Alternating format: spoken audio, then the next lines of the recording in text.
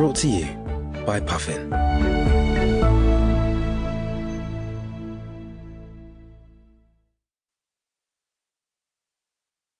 The Whisperwicks, The Impossible Trials by Jordan Lees.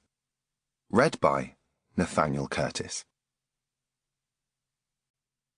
The festival of Midsummer will forever be the merriest and most magical time of year in Riethenwold, a time for celebrating the rich and mysterious folklore of our world.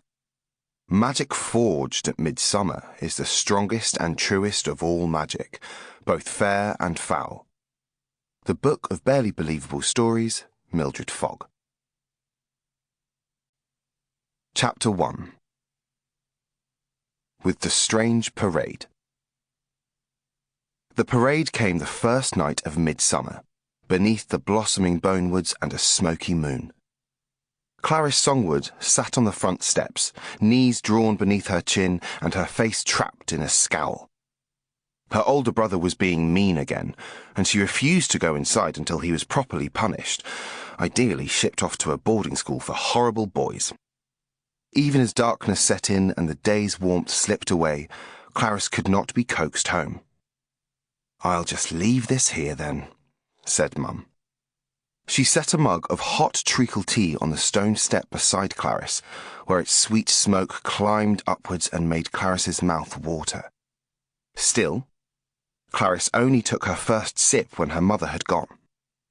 The taste flooded her, warm and deliciously sugary. Clarice stared at the sky, studying the moon in its shawl of thin cloud and the scatter of surrounding stars. Wind sighed through the bonewoods, which always erupted into blossom at midsummer. They swelled with petals of a purple so pale they were almost white. The street was quiet otherwise, nothing moving but the shivering trees. Feeling lonely, Clarice cast her poppet, called Tyre, as a tortoiseshell cat. Tyre curled in Clarice's lap, purring as Clarice scratched the back of her head. "Horrible boy, isn't he?" she said. Tyre meowed in agreement. "We should run away," said Clarice. Tyre was less convinced by this. Getting lost in the great labyrinth of Riethenwold often meant never finding home again. Clarice took another sip of treacle tea.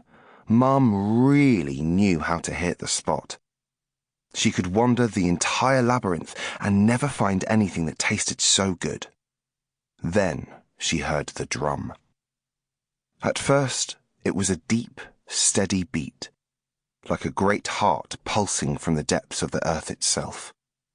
Then, as it grew louder and clearer, Clarice perceived the patter of smaller drums surrounding it. A tingle travelled down her neck. Could it really be? Clarice was 9 years old and had never seen the strange parade, had never allowed herself to believe it was anything more than legend. Her eyes fixed on the end of the road, a tight turn of mossy stone beneath an archway.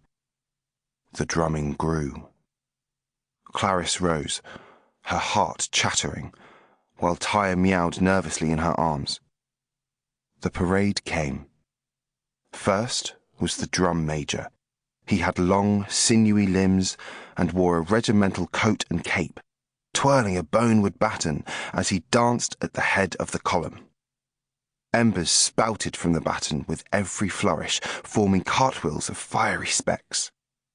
On his head was a tall top hat. A silvery masquerade mask covered the upper half of his face, shimmering like liquid starlight. Music filled the street as the parade followed, a column of drummers and pipers in regimental coats, their knees rising and falling in perfect rhythm as the horns cried and the drums beat. Surrounding them were dancers, leaping and twisting, ribbons streaming and twirling from their elbows and knees. Some carried batons, splashing fiery embers upon the dark air.